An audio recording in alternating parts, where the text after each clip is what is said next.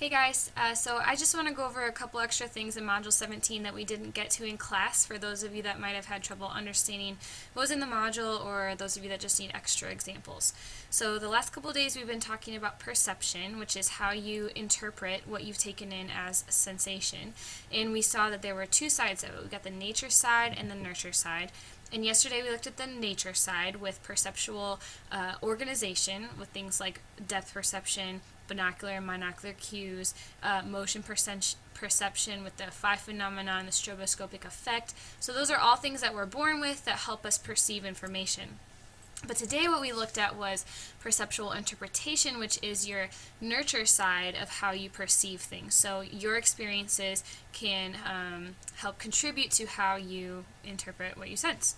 So we looked at sensory deprivation and restored vision, and we saw how there's this critical period that takes place in our lives when we're little, and if we miss that due to our experiences, it can have long-term permanent effects on our senses. And then we also looked at, too, even if you have your critical period, if you go through a really traumatic experience in life, that your body can actually cut off certain senses to protect you. And so those are all nurture environmental effects that can affect your perception of what you're sensing. Then we looked at perceptual adaptation with our awesome goggles, which shows that even if your sense is altered a little bit, what you do after some time is you adapt to it and then you have no problems. And then what would happen is, let's say you wore those goggles all day and then you took them off, you would actually have trouble adjusting back to your normal vision, but after a couple hours, you would be just fine. Then we looked at the perceptual set in combination with context effects. And so basically what this is it's your mental predisposition. How does your stereotypes and just what you think about certain situations influence how you perceive things? So for example, if I show you a picture of a baby, which you may or may not be able to see because of my camera, if I show you a picture of the baby and I don't tell you what gender it is, you might have trouble trying to identify what to say about it. If I told you it was a boy, you're going to immediately think of things to say about it. And if I told you it was a girl, they might be different things. So that type of perceptual set can influence how we perceive what this baby looks like, the things it's doing, how we would dress it, things like that. So today, the two things I want to talk about are human factor psychology and ESP. But first, we're going to look at human factor psychology. So what is human factor psychology? I think this cartoon here does a really good job of explaining the essence of human factor psychologists and what they try and do. Basically, they're the engineers of psychology, and we talked a little bit about this at the beginning of the year when we were looking at our subfields. But they're efficient people, and they like to design things and make sure that they are efficient for use, that they're easy, that they're safe, and they try and predict how people are going to perceive things while they're using these products, and then they'll try and base their design off of what they think that most people are going to perceive with this product. So here are just some general goals of human factor psychologists. Like I said, easy and safe to use for people. They don't want things to be dangerous, like as in the last cartoon. They design products with the user in mind, meaning they have good customer service. They want to make sure that it's easy for people, that it doesn't take a lot of work, and that the technology or whatever is catered to the person rather than the person have to catering themselves to the technology.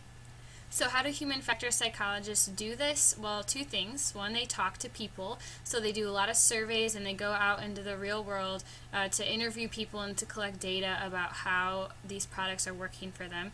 And then once they get the data, they go back and they make recommendations to the designers if they don't already design things themselves.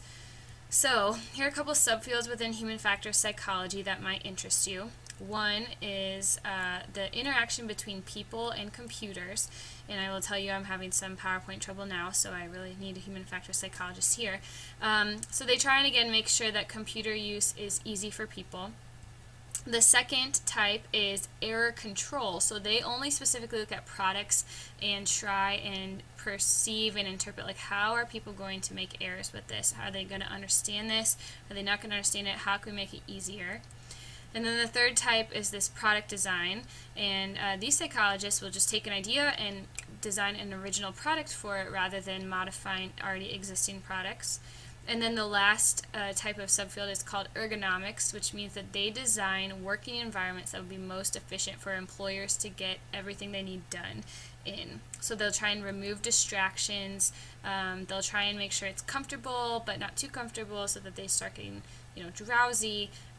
So any type of thing that would make human employees more efficient. That's an ergonomic subfield of human factor psychology. So here's some examples of how human factor psychology might have impacted your life. If you are video game players, the evolution of the video game joystick to hand controller has been because of human factor psychologists. Again, they're just trying to make this easier for you, more effective for you. How are you going to be better? Next, here's an example. If you look at the stove, and you can see that the buttons to turn on the burners are at the very top of the stove. And to some people, it could be kind of confusing which button turns on which burner. And so human factor psychologists actually came up with this design where you have the buttons in the center of the stove, and it's very clear which button goes with which burner. Another example of something human factor psychologists have done is if you look at this sign, sometimes this sign can confuse people because people think that this restroom is only for males that are handicapped, not just men and handicapped men. And so they would redesign the sign so that it was more clear about who is this bathroom for. Another example of something that human factor psychologists, I think, need to fix is if you think of those traditional kitchen timers, you have to turn them past 20 minutes before you can set the time. That's kind of counterintuitive and annoying, frankly. So I think right now they're working on how do we get these timers to work so where you don't have to turn them all the way to 20 minutes before you set your actual time. So if you don't do cooking, sorry, that one won't really make sense to you. Alright, so we've looked at all these great things about perceptual interpretation, and next we're going to look at extrasensory perception, which is a really interesting and controversial part of this whole sensation and perception topic. So what is ESP? Well, this refers to perception that occurs without sensory input. So this whole unit we've been saying you sense something first, you take in energy, and then you interpret it. Well, ESP says there's no energy being taken in, you're just interpreting things without any of that input. And the subfield of psychology that studies this is called parapsychology. Very, very, very tiny subfield of psychology. I think there's 5 professors in England that have a research lab for this, but not very big. So there are a couple different types of ESP categories that you might be interested in to know about. The first is called clairvoyance, and what this means is this is someone's ability to see remote events. So you might be sitting in class and you're like, oh my gosh, I feel like my neighbor's house is on fire, and then your neighbor's house is on fire. Or these type of people will say I know where this person's dead body is buried, or if someone's been kidnapped or something, or if something is missing, an object, they're like, oh, I know exactly where it is, because they can see it even though they have nothing to do with it originally. The second type is called telepathy, and what telepathy is mind-to-mind communication. So if I put a number in my head and then I just suddenly transfer it to your head and you think of it, that would be telepathy. So I have kind of an example right now to see if this works. I'm going to think of a color, and I'm going to see if I can project it into your mind. And this is how I'm going to have you come up with this color, because I can't just, I'm still working on it, so I can't just zap it in there. So I want you to think of a number between 1 and 10. Now that you have your number, I want you to multiply that number by 9.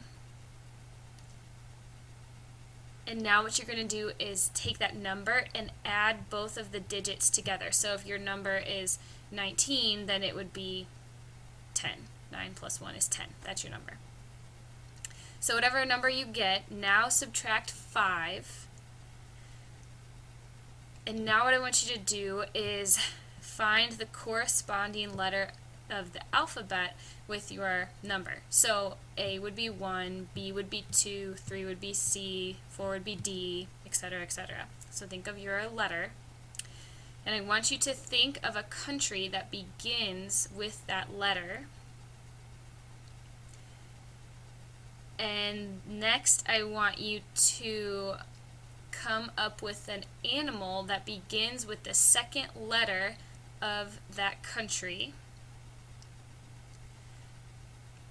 and I'm going to tell you that the color that I projected telepathically into your mind is the same color as the animal that you chose, and that is gray. So hopefully you did have gray, and obviously that's not a real example of telepathy. It's just a mind trick that through the math and stuff works pretty well, but there have been cases of people that said that they can actually project information from mind to mind. The third type is precognition, and what this means is that you can foretell the future. So these are like the doomsday people, like I know the world's going to end on such and such a date, or I knew that was going to happen to them, or just any type of prediction of the future would be precognition. And then lastly is psychokinesis, and you will know what this is if you've ever seen Matilda, and she can actually move objects using her mind alone. She doesn't need to use any part of her body. She can just think it, and she can move it, crush it, float it, whatever she wants to do. So what does psychology think about ESP? Well, almost all of them are really skeptical of it, and you should be too, for two reasons. One, none of them have ever been replicated under controlled conditions. You've had these random people that have come out saying, you know, I have telepathic powers, or I have clairvoyant powers, but they never come into the lab to prove it. Some psychologists have even offered $1 million to have them come in and test and prove that they actually have these gifts, and nobody's ever done it. And then secondly, of the rare occasions that someone has come forward and it actually has been correct, these predictions are no more accurate than guesses. So there's no statistical significance in this whatsoever, which causes, again, psychologists to be skeptical. But you might think, well, everybody, not everybody, but I know a lot of people that believe in ESP. Why is that? Well, humans like to hunger for wonder. We like things that are kind of out of the ordinary, and certain things like misperception, misinterpretation, and selective recall can help us give more credit to ESP than what credit is actually due to ESP. So, lastly, just a quick review. Here's all the stuff from Module 17. And again, this is all the nurture side of our perception. Nature was Module 16. So, test tomorrow. Hopefully you guys have studied or are currently studying right now. You'll do awesome, and happy Almost Friday, and I will see you tomorrow. Thanks.